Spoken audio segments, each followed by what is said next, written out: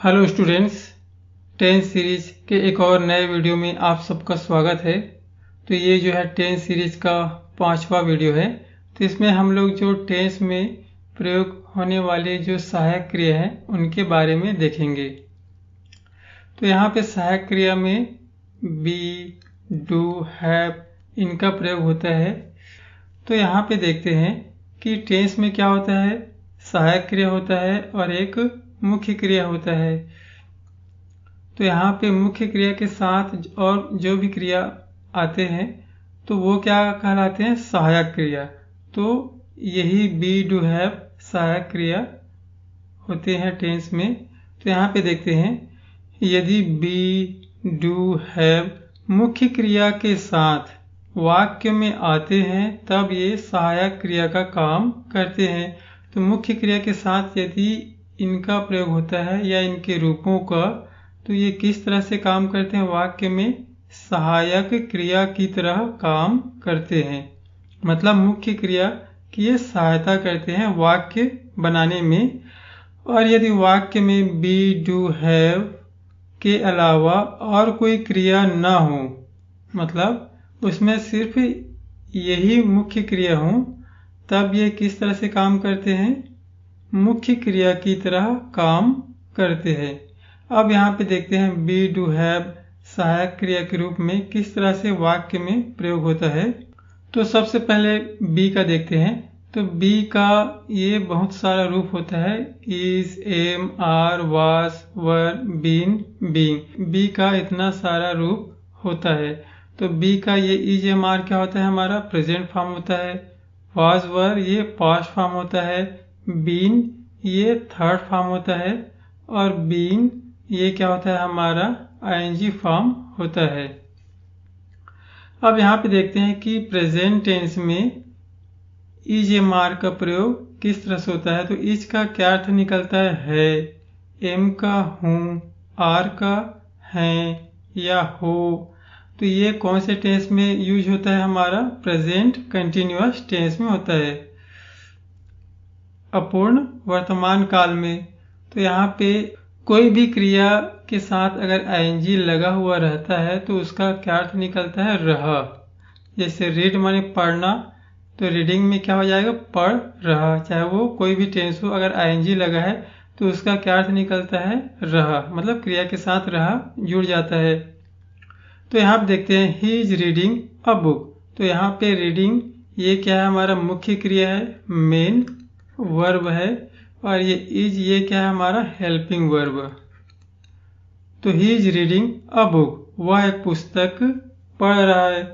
तो यहाँ पे मुख्य क्रिया का ये इज क्या कर रहा है, सहायता कर रहा है वाक्य बनाने में। I am going to Agra. तो यहाँ पे ये क्या है, हमारा सहायक क्रिया, क्योंकि यहाँ पे ये गोइंग मुख्य क्रिया है।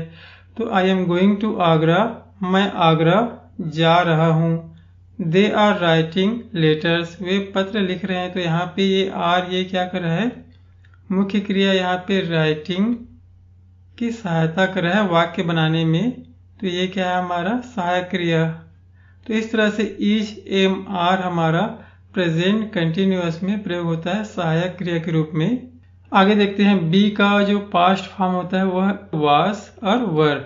वाज माने क्या अर्थ निकलता है, था, थी, और वर का थे। तो ये कौन से टेंस में प्रयोग होता है सहायक क्रिया के रूप में, पास्ट कंटिन्यूअस माने अपूर्ण भूतकाल में। तो यहाँ पे I was reading my lesson, मैं अपना पाठ पढ़ रहा था। तो यहाँ पे वाज ये सहायक क्रिया है और ये रीडिंग मुख्य क्रिया है। तो मैं अपना पाठ पढ़ रहा था। दूसरा एग्जाम्पल, डॉग्स वर बार्किंग, कुत्ते भौंक रहे थे। तो यहाँ पे बार्किंग क्या है, मुख्य क्रिया है। और ये वर ये क्या कर रहा है, मुख्य क्रिया की सहायता कर रहा है वाक्य बनाने में। तो ये क्या है, वाज और वर ये हमारा जो है पास्ट कंटिन्यूअस में प्रयोग होता है सहायक क्रिया के रूप में। अब आगे देखते हैं जो बीन वाला फॉर्म है, पास्ट पार्टिसिपल।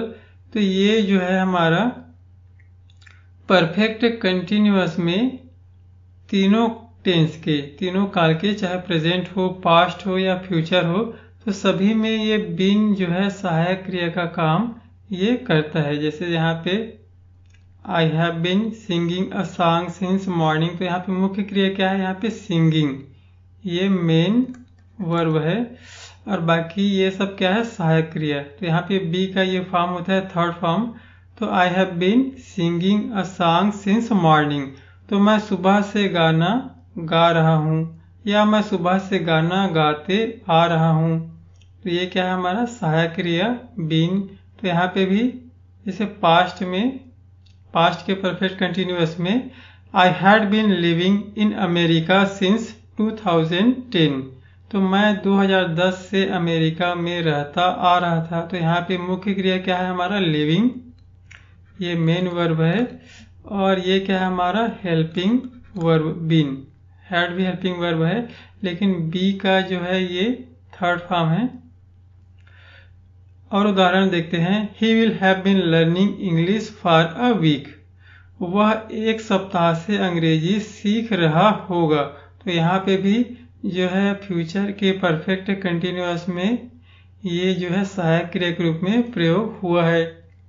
तो सभी में ये जो है, सभी के परफेक्ट कंटिन्यूअस में ये बीन जो है सहायक क्रिया के रूप में प्रयोग होता है, जो क्या होता है, बी का ये थर्ड फॉर्म होता है। आगे देखते हैं, प्रेजेंट पार्टिसिपल बीइंग। तो इसका जो प्रयोग है पैसिव वॉइस में होता है, पैसिव वॉइस बनाने में होता है, तो इसको हम लोग बाद में देखेंगे। तो ये था हमारा बी का रूप। बी के बाद हम लोग देखते हैं डू का। तो यहाँ पे do, does, did, done, doing, तो ये सब क्या होता है, डू का रूप होता है।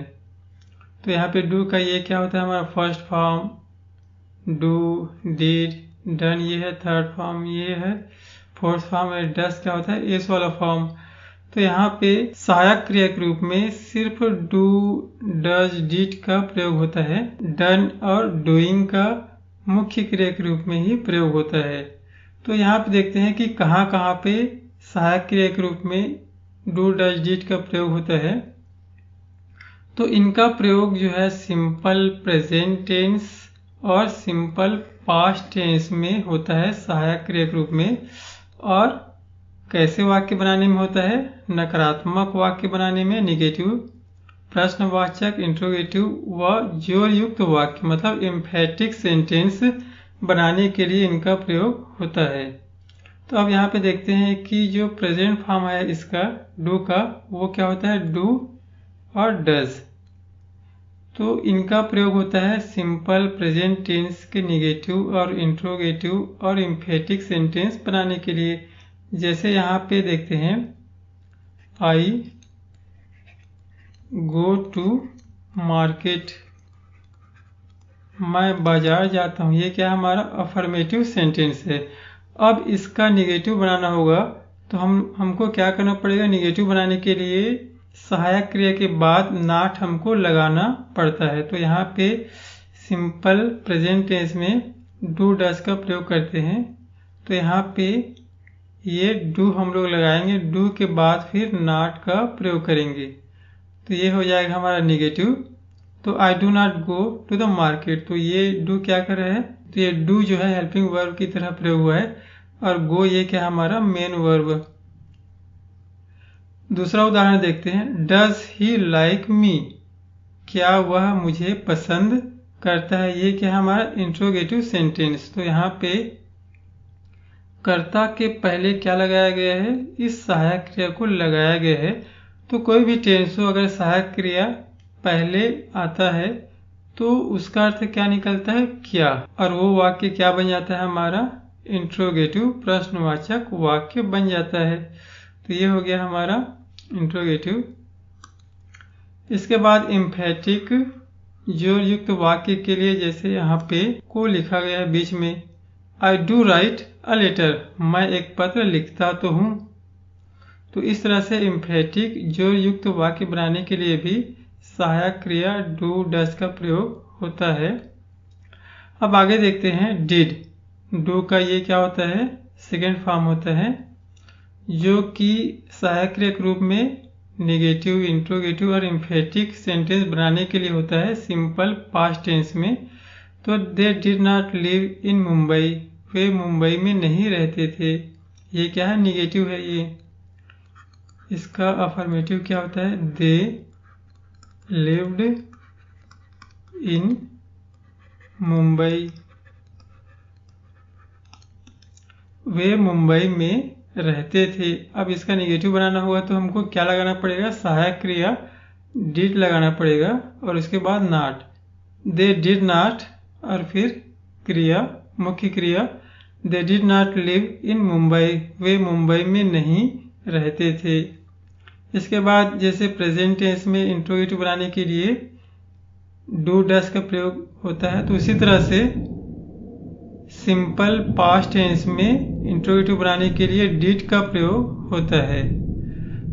और एम्फेटिक के लिए भी जैसे सिंपल प्रेजेंट टेंस में डू डस का प्रयोग किए थे, तो सिंपल पास्ट में हम लोग उसका सेकेंड फॉर्म डिड का प्रयोग करेंगे। I did go to school, मैं स्कूल जाता तो था। तो ये था हमारा डू डस डिड का प्रयोग सहायक क्रिया के रूप में। अब आगे देखते हैं हैव का रूप। हैव का रूप होता है have, has, had, had, having. तो अब यहाँ पे इनका जो प्रयोग होता है प्रेजेंट के परफेक्ट में, फ्यूचर के परफेक्ट में और प्रेजेंट परफेक्ट कंटिन्यूअस और फ्यूचर परफेक्ट कंटिन्यूअस, तो इसमें जो है हमारा हैज हैव का प्रयोग होता है।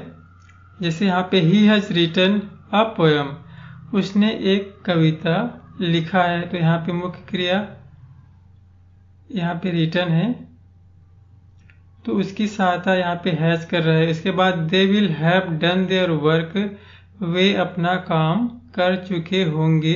यहाँ पे ये क्या है, हमारा मेन वर्ब डन, और यहाँ पे ये हैव क्या है, हमारा हेल्पिंग वर्ब, सहायक क्रिया। I have been playing football since morning, तो यहाँ पे ये जो हैव है सहायक क्रिया है, मैं सुबह से फुटबॉल खेलता आ रहा हूँ। मुख्य क्रिया क्या है यहाँ पे, ये है प्लेइंग, हैव भी सहायक क्रिया है, बीन भी सहायक क्रिया है। Radha will have been cooking food for 2 hours, Radha 2 घंटे से खाना पकाती आ रही होगी। तो यहाँ पे ये हैव है सहायक क्रिया, ये क्या है हमारा मेन वर्ब, बाकी ये सब क्या है सहायक क्रिया है। तो यहाँ पे हैव भी क्या है, यहाँ पे सहायक क्रिया है ये। आगे देखते हैं, तो हैव का पास्ट फॉर्म क्या होता है, हैड, और इसका प्रयोग कहाँ पे होता है, हमारा पास्ट के परफेक्ट में होता है और पास्ट परफेक्ट कंटिन्यूअस में। जैसे I had watched this movie, मैं यह मूवी देख चुका हूँ। तो ये क्या है, हमारा मेन वर्ब है और इसकी सहायता ये हैड कर रहा है वाक्य बनाने में। तो ये क्या है, हमारा हेल्पिंग वर्ब। इसके बाद फिर देखते हैं पास्ट के परफेक्ट कंटिन्यूअस में, he had been playing cricket since morning, वह सुबह से क्रिकेट खेलता आ रहा था। तो ये प्लेइंग ये क्या है, मेन वर्ब, और यहाँ पे हैड ये क्या कर रहा है, सहायता कर रहा है वाक्य बनाने में। बीन भी क्या है, हमारा हेल्पिंग वर्ब है, बी का ये फॉर्म होता है, थर्ड फॉर्म। अब आगे देखते हैं, तो फ्यूचर टेंस बनाने के लिए जो सहायक क्रिया हम लोग लगाते हैं वो है सेल विल, इनको कहा जाता है मॉडल वर्ब्स। तो ये सहायक क्रिया की तरह काम करते हैं। तो ये क्या करते हैं, वाक्य को फ्यूचर टेंस से बनाते हैं, मतलब यही क्या है, पहचान है फ्यूचर टेंस का। इसका अर्थ क्या निकलता है, गा, गे, गी। जैसे I shall go to meet my friend, मैं अपने मित्र से मिलने जाऊंगा। अगर इसको हम लोग हटा देंगे तो ये क्या हो जाएगा, हमारा प्रेजेंट टेंस हो जाएगा। I go to meet my friend, मैं अपने मित्र से मिलने जाता हूँ। तो यहाँ पे ये जो सेल है और ये विल है, ये क्या बताते हैं कि ये जो वाक्य है वो फ्यूचर टेंस है। तो यही क्या है, फ्यूचर टेंस की ये पहचान होती है। उसमें क्या लगा रहता है, सेल और विल ये लगा रहता है। I shall go to meet my friend, मैं अपने मित्र से मिलने जाऊंगा। He will read a story, वह एक कहानी पढ़ेगा। तो इस तरह से सहायक क्रिया का प्रयोग होता है टेंस में। आई होप कि सहायक क्रिया पे ये जो वीडियो है आपको समझ में आया होगा।